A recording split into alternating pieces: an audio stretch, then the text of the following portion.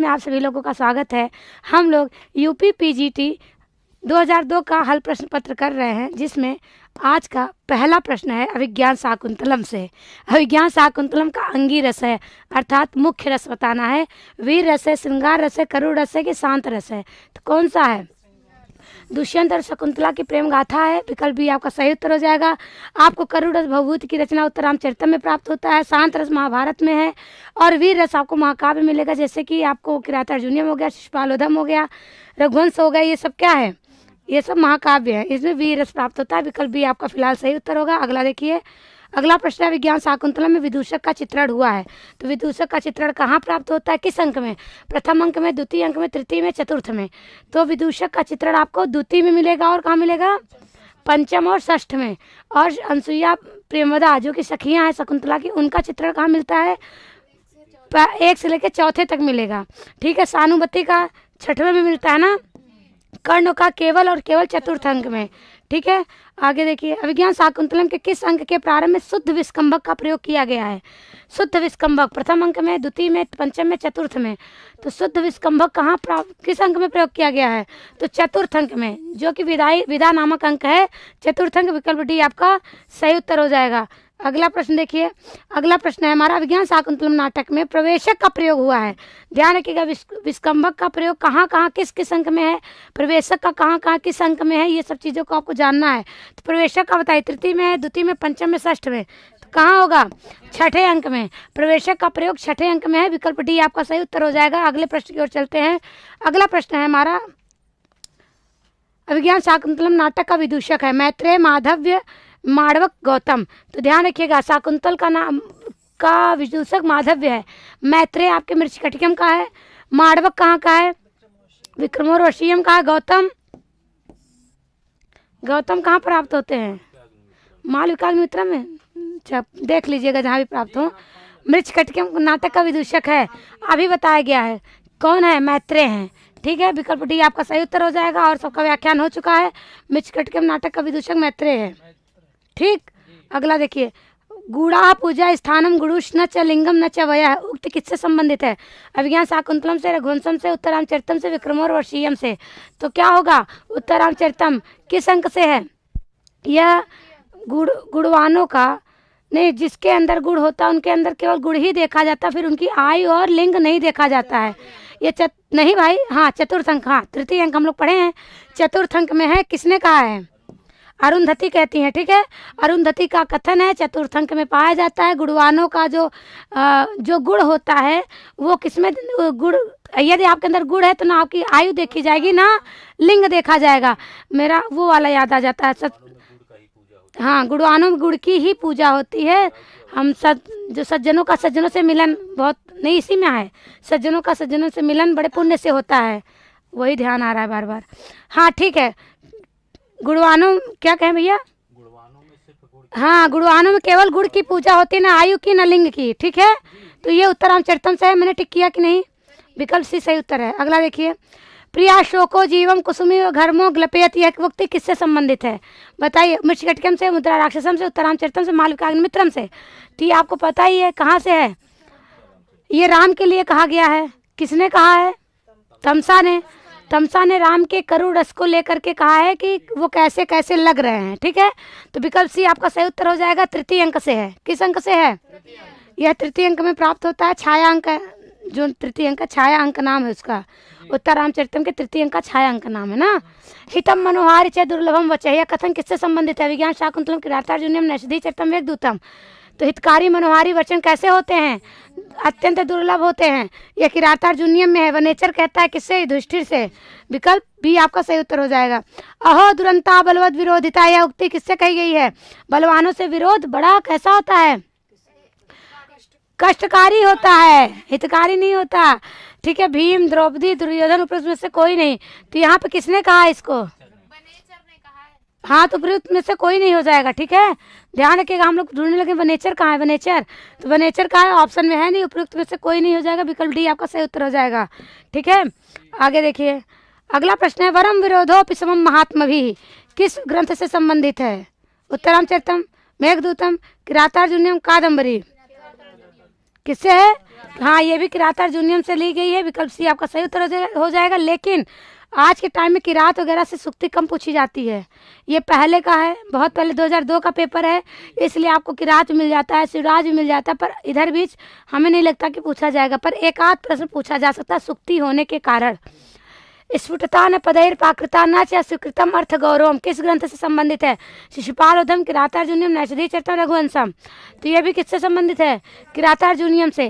तो देखिए ये भी आप देखते हैं कि शाकुंतल का सवाल एक साथ आ रहा है किरात के शब्द पर। आज के टाइम में ऐसा नहीं होता है। आज जब भी पेपर होता है तो एक सवाल अगर शाकुंतल का तो दूसरा आ जाए, कादम्बरी आ जाएगा। तो इसको भी ध्यान रखिएगा। तो यह किससे संबंधित? किरातार्जुनियम से संबंधित है। भारवी ने लिखा है, 18 सर्ग है। अगला देखिए, शूद्र का अवतार था, किसका अवतार था?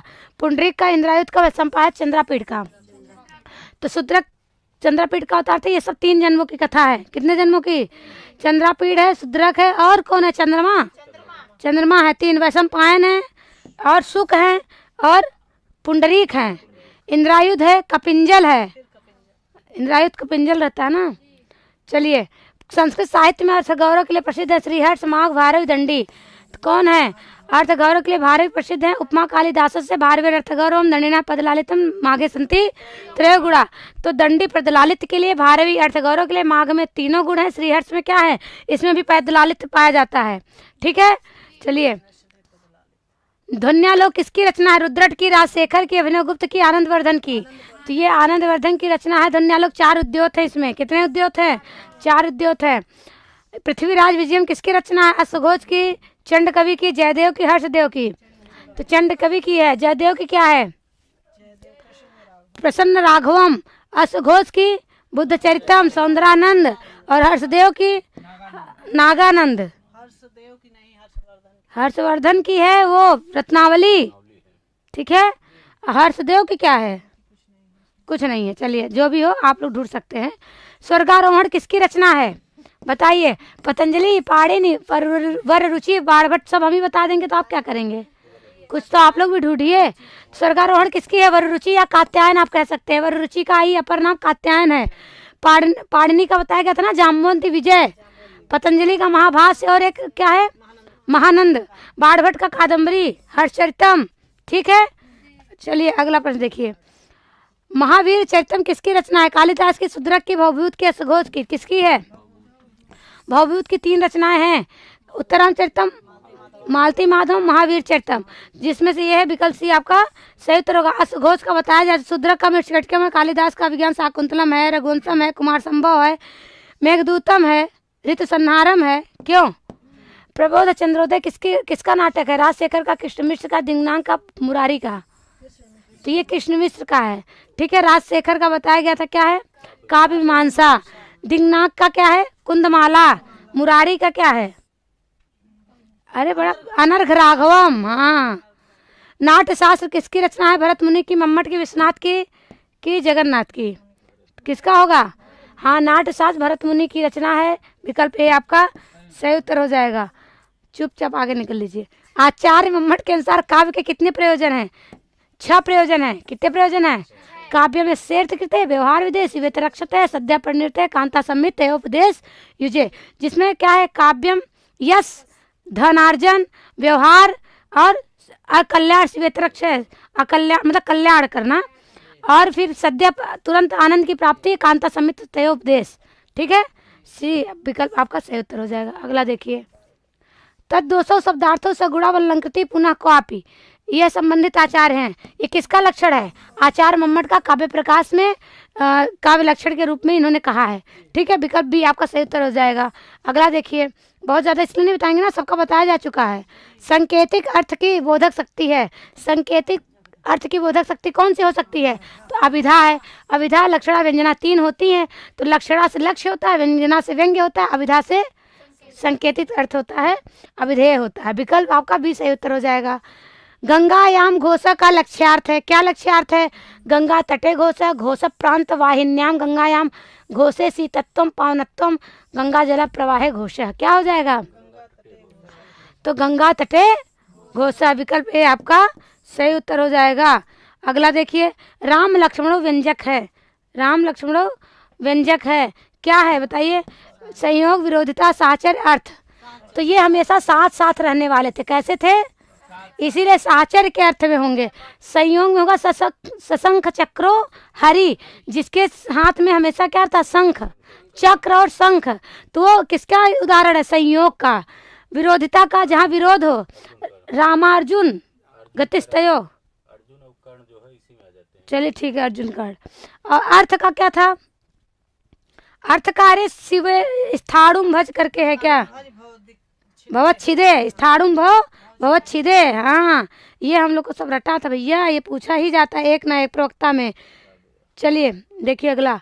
अरे याद हो गया। सशंख चक्रो हरि में व्यंजना है, संयोग प्रकरण लिंग विप्रयोग, तो संयोग का है। अब वियोग का क्या होता है? असंख चक्रो हरि, हरि वियोग का, संयोग के बाद वियोग का नंबर आता है। ठीक है, तो ध्यान रखिएगा, विकल्प ए सही है। ऐसे ही सबका आपको ध्यान रखना है। हाँ, प्रकरण का है सर्वम जानाति देवः, किसी प्रकृति अथवा प्रस्तुत वस्तु की अप्रस्तुत वस्तु के रूप में संभावना प्रकट करने पे अलंकार होता है।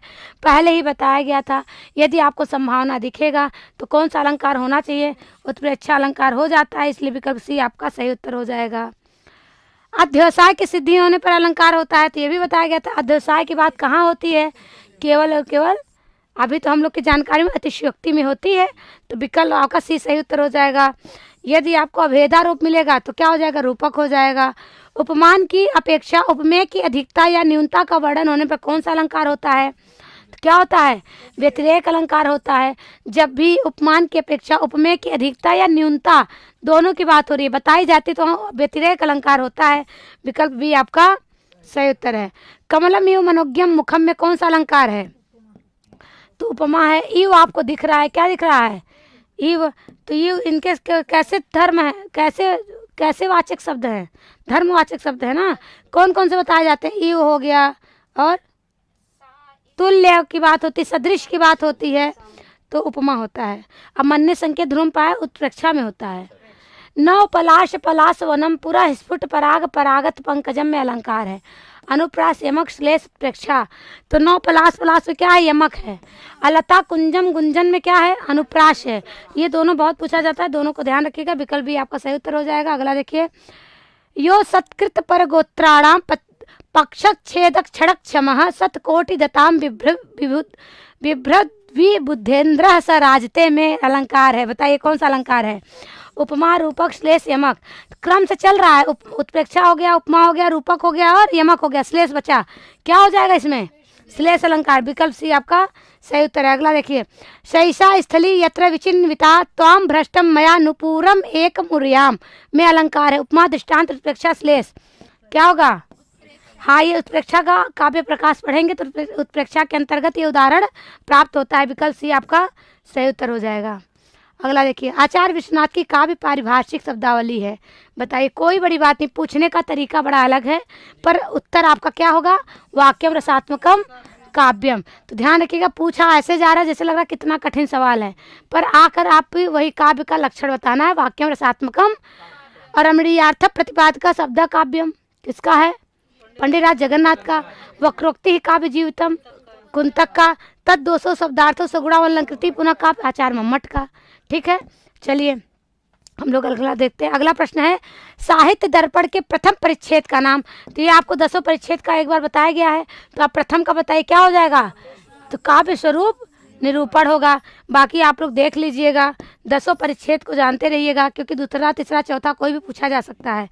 अलंकार संप्रदाय के प्रवर्तक आचार्य है कुंतक, वामन, भामह, क्षेमेंद्र। तो ये भामह होंगे। कौन होंगे? अलंकार संप्रदाय के प्रवर्तक आचार्य भामह हैं। विकल्प सी आपका सही उत्तर होगा। औचित्य संप्रदाय के क्षेमेंद्र है। ठीक है, और वामन रीति संप्रदाय के हैं। रस संप्रदाय के भरत मुनि हैं। प्रकृति छंद में अक्षरों की संख्या होती है 32, 44, 48, 84। ध्यान रखिएगा, प्रकृति छंद किसे कहते हैं? हाँ, तो आप जान जाएंगे क्या हो सकता है। तो प्रकृति छंद का अपर नाम या श्रद्धरा छंद का अपर नाम प्रकृति छंद है ना। तो क्या हो जाएगा? कितने अक्षर होते हैं एक पंक्ति में, एक चरण में? 21 होते हैं, इसीलिए 84 हो जाए। जोड़ लीजिएगा, गुणा गणित करेंगे समझ में आ जाएगा। ठीक है। नाटकों में विस्कंभक का प्रयोग कहाँ होता है? प्रारंभ में होता है, ध्यान रखिएगा। विकल्प ए आपका सही उत्तर हो जाएगा। कहाँ होता है? प्रारंभ में ही होता है। नाटकों में प्रवेशक की भाषा कैसी होती है? कैसी होती है? प्राकृत होती है। ध्यान रखिएगा, प्रवेशक निम्न कोटि का होता है ना, इसीलिए इसकी भाषा कैसी रखी गई है? प्राकृत रखी गई है। चलिए अगला देखिए।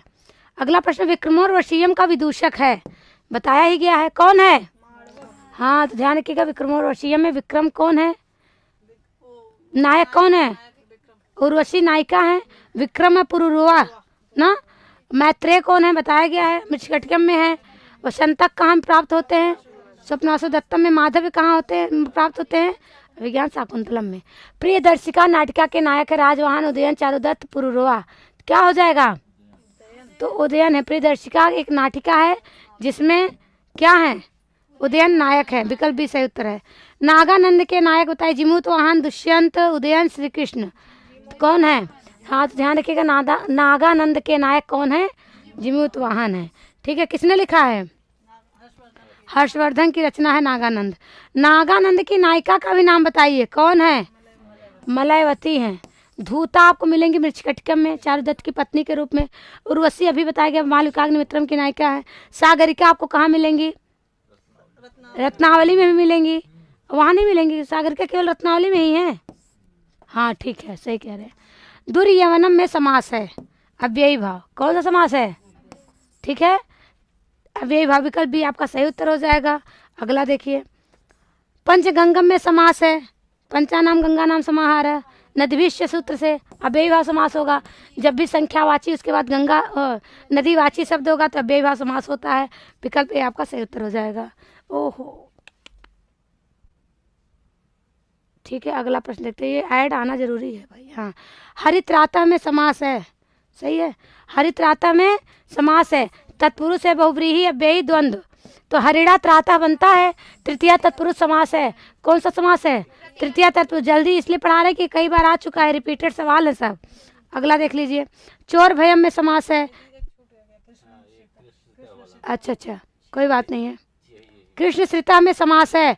कौन सा? अव्ययी भाव, तत्पुरुष, द्वंद्व, बहुव्रीहि। कृष्णम श्रिता बनता है, द्वितीय तत्पुरुष समास होता है। ठीक है, विकल्प भी सही उत्तर हो जाएगा। अगला देखिए, अगला प्रश्न है हमारा, हरित्राता में समास है, ये बताया ही जा चुका। क्या है? तृतीय तत्पुरुष, हरिणा त्राता बनता है। विकल्प ए आपका सही उत्तर हो जाएगा। अगला प्रश्न देखिए, चोर भयम में समास है, ये भी तत्पुरुष से है। किससे है? हाँ, पंचमी तत्पुरुष होगा ना, चोरात भयम। क्या होगा? चोर, पंचमी तत्पुरुष समास होगा। विकल्प ए आपका सही होगा। कुपुरुषा में समास है, कुपुरुषा में अव्ययी भाव है, द्वंद्व है, तत्पुरुष है, बहुव्रीहि है। कुपुरुषा में कौन सा समास है? हाँ, कुत्सिता पुरुषः। विकल्प सी आपका सही उत्तर हो जाएगा। अगला देखिए, रूपोद्भार्या में समास है, तो क्या हो जाएगा? इसमें बहुव्रीहि हो जाए, जिसकी पत्नी कैसी हो?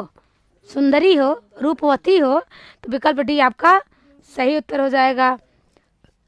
पीताम्बरा में समास है, तो आपको पता है पीतम अम्बरम यस्य सः, पीले वस्त्रों वाला। क्यों? भगवान नारायण विष्णु। अब पीताम्बरम कह देंगे तो कर्मधारय हो जाएगा, तो ध्यान रखिएगा, पीताम्बरा है तो बहुव्रीहि, पीताम्बरम है तो कर्मधारय।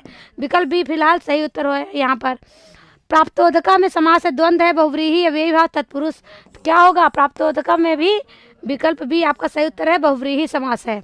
पारिपादम में समास है, इतरेतर द्वंद्व है, समाहार द्वंद्व है, एक्सेस द्वंद्व है, अलुक तत्पुरुष है। तो द्वंद्व तीन प्रकार से है, 1, 2 और 3। तो पारिपादम में क्या है? समाहार द्वंद्व। समाहार द्वंद्व में क्या होता है? नपुंसकलिंग एक वचन हो जाता है। तो यहाँ पारिपादम नपुंसकलिंग एक वचन है, जबकि 2 है, पाण भी है और पाद भी है, मतलब पैर हाथ दोनों हैं। इतरेतर में क्या होता है? जैसे हरिहरऊ, राम कृष्णऊ, ठीक है। एक्सेस में पितरऊ, चले भ्रातरऊ, चले आगे। हाँ चलिए, कालाध्वनो रत्न संयोगे सूत्र है, कैसा सूत्र है? कर्मकारक का है। किसका है? कालवाची हो या मार्गवाची हो, अत्यंत संयोग होने पर कर्म क्या द्वितीय विभक्ति का विधान होता है, कुल मिला के ये जानिए। तो विकल्प भी आपका सही उत्तर हो जाएगा। ठीक, रामः गृहम अधितिष्ठत में गृह की कर्म संज्ञा किस सूत्र से हुई है? तो क्या हो जाएगा? आदि सिंह स्था साम कर्म। यदि अधि स्वर पूर्वक सिंह स्था आज धातु हो तो उसके आधार की कर्म संज्ञा होती है, तो इसीलिए अधि है, इसमें स्था धातु है, इसके आधार, इसका आधार गृह है, तो यहाँ सप्तमी ना होकर क्या हो गया है? द्वितीया हो गई है। अधि सिंह स्था साम कर्म से। यदि अधि ना होता या अधि के साथ स्था ना होता तो यहाँ सप्तमी हो जाता। आधारोधिकरणम से, तो विकल्प सी फिलहाल सही उत्तर है। मासम आस्ते, मासम पद में कौन सी विभक्ति है? तो बताइए, प्रथमा, द्वितीया, तृतीया, चतुर्थी। तो मासम आस्ते में क्या होगा? द्वितीय विभक्ति है। विकल्प आपका क्या सही है? बी। बालकाय मोदका रोचनते में बालकाय कौन सी विभक्ति है? तृतीया, चतुर्थी, पंचमी, द्वितीया। तो बालकाय में क्या दिख रहा है आपको? चतुर्थी। यदि आपको रूप आता तो ऐसे ही आप जान जाएंगे। और रुच धातु है तो क्या होगा? रुचि नाम प्रियमाण से जाहिर सी बात है क्या होगा? चतुर्थी विभक्ति। विकल्प सी सही उत्तर हो जाएगा। अगला देख लीजिए, इस पुष्पेभ्य स्पृहयत में कौन सा कारक है? स्पृह धातु होने के कारण क्या हो जाएगा? चतुर्थी होगी। किसमें? पुष्प, किसी कोई पुष्पों को चाहता है तो इसके अर्थ में आपको संप्रदान कारक ही करना है। अब पुष्पेभ्य में क्या है? चतुर्थी का बहुवचन है। विकल्प सी आपका सही उत्तर हो जाएगा। अगला देख लीजिए, मातु स्मृत के मातु पद में कौन सी विभक्ति है? पंचमी, चतुर्थी, तृतीया, षष्ठी। क्या होगा? हाँ, तो क्या कौन सा है इसका सूत्र? मातु स्मृत का सूत्र क्या है भैया? सूत्र बताइए। नहीं, अंतर्धौ। वो तो मातु निलीते कृष्णा है, यही है। मातु स्मृत में क्या हो जाएगा? षष्ठी, उसमें पंचमी होता है बहन। विकल्प डी सही उत्तर है। षष्ठी विभक्ति है ना? चलिए ठीक है। तब कृष्णस्य कृति में कृष्ण पद में षष्ठी विभक्ति किस सूत्र से हुई है? षष्ठी से षष्ठी हेतु प्रयोग कर्तृकर्मणो कृति उभय प्राप्तो कर्मणि। हाँ, तो इसमें क्या हो जाएगा? हाँ, तो यहाँ कृति दिख रहा है ना, इसी से है कर्तृकर्मणो कृति। जगता, जैसे जगता कर्ता कृष्णा। ठीक। अगला देखिए, टा प्रत्यय होता है अकारांत प्रातिपदिक से, इकारांत प्रातिपदिक से या उकारांत प्रातिपदिक से, उपयुक्त में से कोई नहीं। तो क्या हो जाएगा? अकारांत प्रातिपदिक से टा प्रत्यय होता है। विकल्प ए आपका सही उत्तर होगा। अगला देखिए, गीम प्रत्यय होता है, किससे होता है? अकारांत प्रातिपदिक से, इकारांत प्रातिपदिक से, उकारांत प्रातिपदिक से, उपयुक्त में से कोई नहीं। तो बताइए, गीम प्रत्यय किससे होता है? उगितश्च ना, उगितश्च सूत्र है। विकल्प सी सही उत्तर हो जाएगा। लावड़िकी शब्द लावड़िक में किस प्रत्यय के संयोग से बना है? टाप, गीप, गीश, गीन। क्या होगा? गीप ना। विकल्प भी आपका सही उत्तर हो जाएगा। गीप का प्रयोग किया गया है। नर्तकी शब्द नर्तक में किस प्रत्यय के संयोग से हुआ है? टाप, गीप, गीश, गीन। क्या हो जाएगा? सी। चलिए, शीत गौरा दिव्यश्य, यही सूत्र है पक्का? कुंभकारा में प्रत्यय है, बताइए कौन सा प्रत्यय है? सत, त्रिसान, तुमुन, अड़। तो कुंभकारा में अड़ प्रत्यय। विकल्प डी आपका सही उत्तर हो जाएगा। ये तद्धित प्रत्यय है। कैसा प्रत्यय है? भू धातु लोट लकार प्रथम पुरुष एक वचन में होता है। लोट लकार देखना है, प्रथम पुरुष एक। तो हाँ, भवतु होगा, भवतु भवताम भवन्तु, भव भवतम भवत, भवानी भवाव भवाम। विकल्प भी आपका सही उत्तर हो जाएगा। गम धातु लट लकार मध्यम पुरुष द्विवचन में होता है। गच्छथा होना चाहिए। क्या होगा? गच्छति, गच्छतः, गच्छतः, गच्छन्ति, गच्छसि, गच्छथः, गच्छथ, गच्छामि, गच्छाव, गच्छामि, गच्छावः, गच्छामः। आसित क्रिया का लकार है, बताइए। लुंग है, लंग है, लिट है कि लिंग है? तो क्या हो जाएगा? लंग ना। आसित लंग लकार के अंतर्गत आता है। विकल्प आपका भी सही उत्तर हो जाएगा। गम धातु लिट लकार प्रथम पुरुष एक वचन में हो जाता है। क्या हो जाएगा? क्या हो जाएगा? जगाम। और जगमु बहुवचन में बनेगा। ये प्रथम पुरुष एक वचन में क्या बनेगा? जगाम। और द्विवचन में क्या बनेगा? जगमतुः। अब बहुवचन में बनेगा जगमुह। ठीक है, तो विकल्प सी आपका सही उत्तर है। अगला देखिए, पठ धातु विधिलिंग प्रथम पुरुष द्विवचन में क्या होगा? पठ, पठताम, पठेताम, पठेत। तो पठ धातु विधिलिंग प्रथम पुरुष द्विवचन, क्या हो जाएगा? पठेताम। क्या बनेगा? पठेत, पठेत, पठेताम, पठेयुः, पठे, पठेतम, पठेत, पठेयम, पठेव, पठेम। विसर्ग रहेगा क्या? वही तो, विसर्ग नहीं रहेगा। बालकेन ग्रंथः दृश्यते प्रयोग है। कैसा प्रयोग है? कर्तृवाच का, कर्मवाच का, भाववाच का, उपयुक्त में से कोई किसी का नहीं। तो क्या है? क्योंकि कर्ता तृतीया है, कर्म प्रथमा है, तो ये कर्मवाच्य है आपका। विकल्प भी आपका सही उत्तर हो जाएगा। अगला देखिए, छात्रेण उपविश्यते में प्रयोग है। कैसा? कर्तृवाच, कर्मवाच, भाववाच, उपयुक्त में से किसी का नहीं। तो यहाँ कर्म है नहीं। क्या नहीं है? कर्म नहीं है, इसलिए भाववाच्य हो जाएगा। विकल्प सी आपका सही उत्तर है। अगला देखिए, सांख्य दर्शन का प्रमुख सिद्धांत है। कौन सा सिद्धांत माना जाता है? सत्कार्यवाद माना जाता है। शून्यवाद कौन मानता है? बौद्ध मानते हैं ना। और असत कार्यवाद कौन मानता है? नैयायिक मानते हैं। सांख्य कारिका में कुल कितने तत्वों का विवेचन हुआ है? तो आपको पता है 25 तत्व हैं। कितने तत्व हैं? 25 तत्व की बात हुई है। विकल्प डी सही उत्तर हो जाएगा। कैवल्यार्थम प्रवृत्तेश्य किसके लिए प्रयुक्त हुआ है? तो पुरुष के लिए, प्रकृति के लिए, ईश्वर के लिए, उपयुक्त में से किसी के लिए नहीं। तो यह पुरुष के 5 हेतुओं में कैवल्यार्थम प्रवृत्तेश्य भी है। विकल्प ए आपका सही उत्तर हो जाएगा। किस दर्शन में यह प्रतिपादित किया गया है कि आत्माएं अनेक हैं? तो यह भी सांख्य में बताया गया है। क्या बताया गया है? पुरुष बहुत्वम। पुरुष बहुत की बात कहाँ होती है? सांख्य में होती है। विकल्प सी आपका सही उत्तर होगा। पंचीकरण की बात आपकी वेदांत में होती है। ठीक है। सांख्य के अनुसार प्रमाणों की संख्या कितनी है? 2, 3, 4, 5। तो सबको पता ही है। सांख्य और योग में 3 ही प्रमाण माने गए हैं, दृष्ट, अनुमान, आगम। न्याय दर्शन के प्रणेता हैं कपिल, गौतम, शंकर, पतंजलि। तो कौन है? गौतम है। न्याय दर्शन के गौतम है। कपिल किसके हैं? सांख्य दर्शन के। शंकर किसके हैं? वेदांत दर्शन के। पतंजलि महाभाष्य के। ठीक है। आगे तर्क भाषा के अनुसार अनुमान के कितने अवयव हैं? तो कितने हैं? 5 अवयव हैं, 5 हैं। स्वार्थानुमान, परार्थानुमान, फिर अनुमान जो परार्थानुमान है उनके 5 भेद हैं। ठीक। तर्क भाषा के अनुसार निम्नलिखित में से कौन अलौकिक प्रत्यक्ष का भेद नहीं है? 3 प्रकार के अलौकिक प्रत्यक्ष बताए गए हैं। सामान्य, प्रतिज्ञा, योगज। ये नहीं है ना? नहीं, बी नहीं है, प्रतिज्ञा नहीं है। सामान्य लक्षण है, ज्ञान लक्षण है, योगज है, प्रतिज्ञा नहीं है। विकल्प आपका बी सही उत्तर हो जाएगा। हेत्वाभास के कितने भेद हैं? तो सबको पता होगा कितने हैं। हेत्वाभास के 5 भेद हैं। विकल्प बी आपका सही उत्तर है। अगला प्रश्न देखिए। सर्वम खलविदम ब्रह्म, यह महावाक्य किस उपनिषद से संबंधित है? किस उपनिषद से है? ऐतरेयोपनिषद से है, छांदोग्य से है, तैत्तिरीय से है कि मांडुक्योप से है? तो छांदोग्य किसका है? सामवेद का उपनिषद है। किसका? और ये छांदोग्य उपनिषद है। ऐतरेयोपनिषद का क्या है? प्रज्ञानम ब्रह्म। क्यों? ऐतरेयोपनिषद ऋग्वेद का है तो प्रज्ञानम ब्रह्म है ना। तैत्तिरीयोपनिषद का हाँ सत्यम ज्ञानम अनंतम ब्रह्म। मांडुक्योप का पता है? अयम आत्मा ब्रह्म। ठीक है। तत्वमसी महावाक्य किससे संबंधित है? कठोपनिषद से, वेदारण्यक उपनिषद से, छांदोग्य उपनिषद से, मुंडकोपनिषद से। तो ये भी किससे है? तत्वमसी भी छांदोग्य उपनिषद से संबंधित है। विकल्प सी सही उत्तर हो जाएगा। अगला देखिए।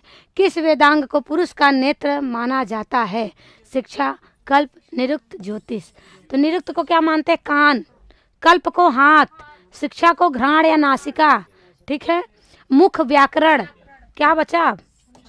छंद मतलब पैर या पाद। तर्क संग्रह के अनुसार गुणों की संख्या कितनी पाई जाती है? तो चतुर्विंशति 24।